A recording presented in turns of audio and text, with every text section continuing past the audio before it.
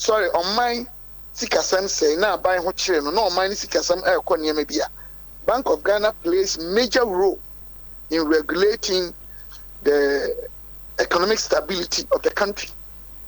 I don't think what they friend monetary policy management. I bedu baby was the interest rates across road. Edu baby also the other form. Ebedu baby as we sika kakra. These are within the tradition of the Bank of Ghana. Countries be pre etitu kobe ni adeba ho chireba no. Omo central banks any aban na nyankita ho sa. Men kasa be pre no hwe baby say Australia, UK, Switzerland. Oko check omu die ni nyina ade a asia eye pepepepepepepepe. Enye ekwamboni so Bank of Ghana DSE. You feel be marketable and non-marketable, and then cocoa board exposure. Most predominantly, DDEP, domestic debt programming and exchange programming. UK ayebida, Uruguay ayebida, Jamaica omayebida. Kurakesia say the free be hold out. A dream rebina abino our year holder. So we issuer of bonds to holders. So be two or mine na omun I hope the dome na omun team perform obligations. They embark on this debt exchange. SCBPR to restore the economic stability and other things. World Bank in and doses are the way. Womo crampo no sabi prescribe it. Anyasa o mine ebe ukojuto. Of course, initially they are kakra and then maintain once eba, which is a fact. It is share no and a Bank of Ghana. Anybody can see more to me, any said muscles, not to me, muscles, economic muscles, any statutory muscles, hold this idea. It is a marketable bonds near bonds are easily you can easily sell them on the market, basically from the banks to another bank or individuals, and non-marketable you directed you from the bank itself. And a cocoa ball so equal or home because of a Neiman the aiding kind. There was variance between World Bank price. Any said room maybe World Bank's cover from Palmer. I because Numina at a case producer price in Ghana de ante so na o man for so mo pese kokoo for ho bachi wo e no affect e dey to so me nu and which the interest rate cost no emma cocoa board for so enya exposure exposure increase e can exposure e ka na say di cocoa board mbobo sia na ya sika na ba no bi akosa na tete be mfi adio na ye no Bank of Ghana how you di enya na nko every titi be si ne enya na asem bi asem we. But you know NDC for no. And now said we want to buy Bemintino. A quaint beer so many 200 see Bibi Bonnet so. Nani I acquire of Orea. NDC near where a member of parliament was so off what that on my any conscience Cassiano and Condi will be expected to say and Mram Yamira of parliament. Quite the Mrana Bayman, Otim Cochina, Sabi, I sorry the mosque. Nankupo fee, essay. So almost to Abaman Pipia, Yania and Sisaya, Yama and Kremofoma ma our ma. This was public. So here. Into woman about propaganda ness and Yamana. Woman to Momo Yanam. Etia baby be a technical said the Eniana work for Fuatum Quem. It in some minianom kuma jamijan phenomene, Oma can minia to force and no, I told you, Oyobia, Unimadia, mean intro. But if the intellectual dishonesty. I thought that Unimadeno, then so among your sementino, then you display intellectual dishonesty. But others are also display the affair no ego trips and another unconscious incompetence. Ego trips and it's a same beer no politics, homo can be so much and unconscious incompetence and it's on one chromo captain, and these are the ways that almost distorted public information. But Bank of Ghana, dear, Sabi who constitution a baby biara a trese. Sabi, I was a Bank of Ghana. Yetimi, Emomo, Penino down there, the Krata, and on the pen perform no resigning. And I did about Komo Kayam and one say, almost say, Bank of Ghana should have gone through certain control systems in the procedure. You Obaba Sabi, baby to say, Mashabe and they were quoting the PFM Act. Mitian war, Sabi news file. enye news for something na ka unianum NDC for ne nko yempanyimfo bi opuo mu se ja umsu nim sikasem ne na minim emra no so me lawyers so then but PFM Act no 2016 Act 921 Section 18 the same book that they quoted not 3 conditions under which fiscal rules and policies upon consultation should be suspended. 1, a war. 2, natural disaster. 3, the friend health is it pandemic or epidemic. Go and check. And the situation we went in globally, nationally, opinion said, Yaria dear call how my young free move seen and I'm not can say Uko UK about Tenswa, in fact Ghana and 2 UK. But the analogy I'm drawing is that Ghana, you depending on UK, any other big economies, any credit here. Yahuchi IMF this Kadaba, a woman a pet, the Biconi, the Biapre. Dr. Stephen Amoa. Oh, how can see ma? Nay, it is, you know, Apanyana War PFM Act, you know, could let any government and authority upon consultation with a Council of State, you know, can even go beyond some of the fiscal rules in air controls, even procurement when you are setting key financial policies. And Dr. Stephen Amoa. Hello. Dr. Stephen Amoa. Omo average to certain figures. We are Ghana in our figures now. Omo they have to tuja. Maintenance of vehicles, 131 million Ghana cedis. Travels, domestic and foreign, 90 million Ghana cedis.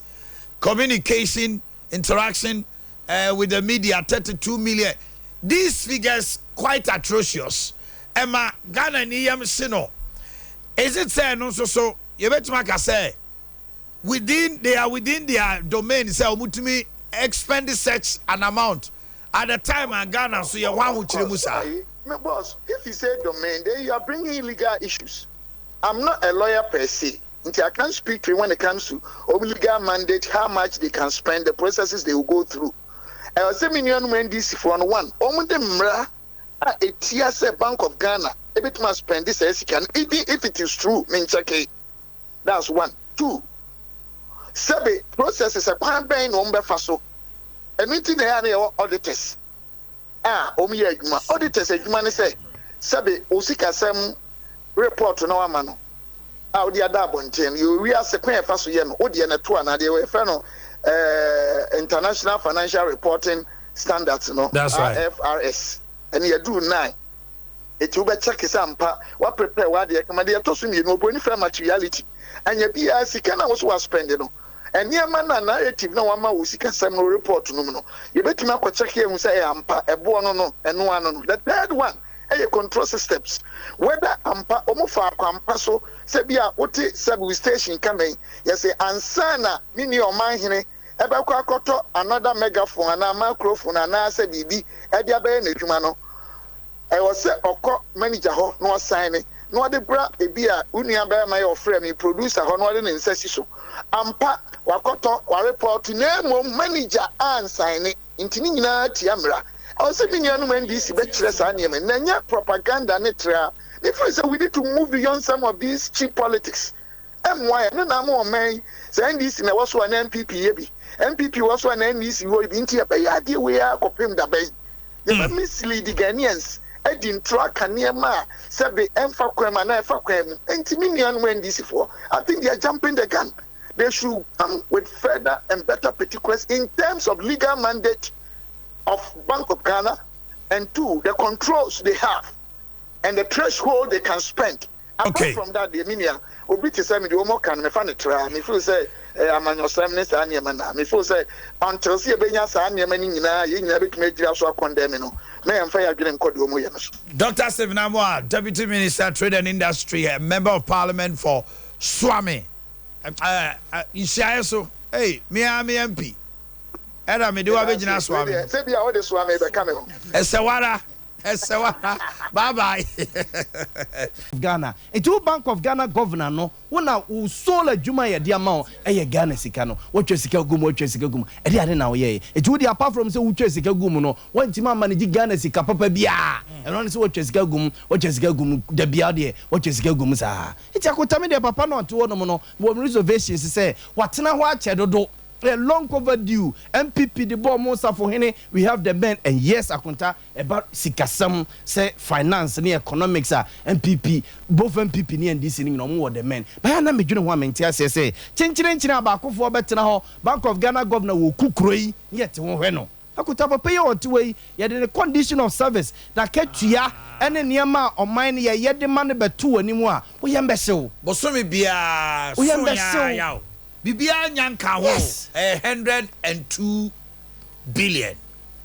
Oh, radi nyame. 100,000 and 2 bisa teto. We 100,000 1 billion to 2 million biso so 20 million. Aketu e de be man no. And the other man no. Eti ye kan ye mali nyina bo mo na be 1.5 to 1.6 billion. Boso me so an etu ne ka 1.6 billion. Obesa so retire on his salary. Yes, kosi so obewu. Eti say oko abai free so no ko trafia bosumi bia onye allowance bia bio dem 1.2 billion no obeji bosumi bia kopim say wo bewuo agota no ne problem no say wo mo tena ho no mo na ba kofo te ho unhu ne o ye bia Papa Bank of Ghana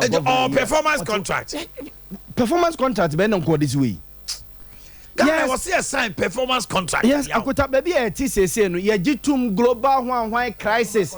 Ya te say we should have it. Yes. You more target. If you want to target, there are some radio stations I know. I think one of the media houses. Yes. If you're a host and they bring you in your contract, they put it there. After that 1 year, if they are not getting the figures, they will sack you. Yes. Majority of them contract almost signing no. And it corresponds with CEOs with across the globe. Yes, it will retain a target. Or retain a target, over to 20% of the Fasuana a buyer no at the kind of salary. These are contract, baby, we are say kono, baby, what's your DNA, no. Now see a better on the where Bank of Ghana governor, where Bank of Ghana CEO, meanwhile, so no, when you say, Papa Bia, Fransama IMF for Ekika, editing. Meanwhile, you see your one PhD in economics, you were DND, MPhil in DND, you do Makako go, Bank of Ghana, Hono, directors, titles, any certificate, the board chairman of Bank of Ghana. Oh. Enya ya na edwabe yene yeto ene ye hwesa ena hwe akwala ketua bi esuko no ma bi Bank of Ghana adina ba betena ha say it should even tell us straight away say the Bank of Ghana governor has failed. Yes. For IMF to bring a governor, a master, a master degree person. Yes. So no matter how many Addison directions, any directives, PhD. Oh, about what was he say? IMF at the end ABC. Oh, I know about Troy. Why you? What you buy me? Me akota me gitum yes Bank of Switzerland recorded losses UK one where recorded losses yes gitum but IFRS you know here yeah Bank of Switzerland or recorded losses to say yes I'm not say recorded losses but one test asem we say yes say Bank of Switzerland omo casa omo de call fitam acquire repairs no $131 million why are they say the car coffee fitam what omo dying no and then be no musi no $250 million yes new a project back what just echo fast very quick project we are Ghana. The fastest project in Ghana. 250 million. And the Bank of Ghana that no problem there no. What dying misplaced priority. Yes, and only a problem back pa Ghana ha. Now no am kote say parliament for so mo chamber ni so omo kwa kosi fufuro na say chamber de hin na mo kwa kosi fufuro no. So unim de ntra. Mo kwa kosi fufuro je de. Unim de ntra. In Kitinuna Amfano. Oh, yeah, wait. omo bese omo chiche eyi constituencies ni bi mu akota eno no de omo che constituencies ni bi ni mu kura no a still na omo che nearly 230 timber we betima for nearly 230 yes 45 from the car on punto ni we kwabra Send us no catch it.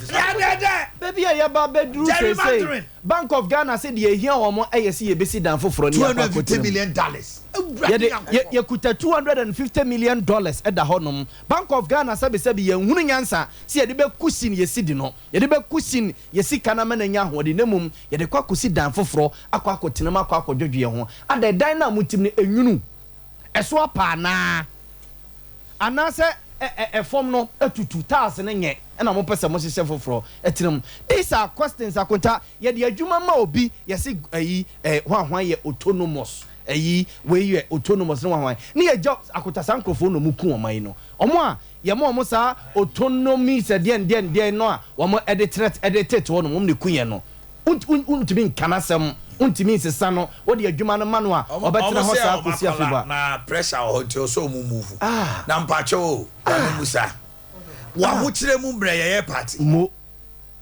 ahu ye hi amre mu ye to pono emra chese o yare o da ya asabia no a o na hwawiem ye de oxygen asiu so no sabre no na wo se o kwakoto party but situation aye wo mu no nakota sa Bank of Ghana office esi makola abone ye de Bank of Ghana nye dwana mudie enye sika na mo hweso enti se mo office no esi dwomu a e problem Bank of Ghana say mo head office esi dwomu a e problem osanka Kumasi de na esi edum no ke yi besi kejeti akra mo sika na mo hweso mo regulate sika enti se mo te ema no ho o dwomu a problem e wo ho ye de na what say Bank of Ghana or Makolanti. I'm Robert Sakwata. Akuta the most protected edifice of Ghana, Jubilee House, the second one in Bank of Ghana. Upa cheke. Omo head offices all regions in Ingina. Ko one no pay doom soldier for good Bank of Ghana dine. Any police if we go on ko Bank of Ghana office be an even district. Any other ko security. Oyi Jubilee House to nche baby a Ghana you protected pa Bank of Ghana. Nchi one no man for security some anko.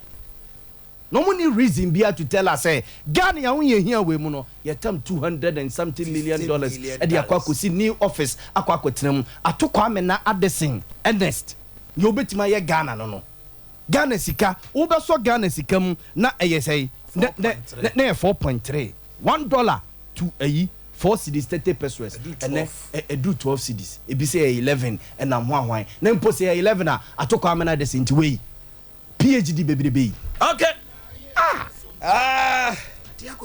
atom PhD na tiakoto atom urade nyame omuka obi na krono ko ogoya manfo bra kro yesi ye ogoya manfo bra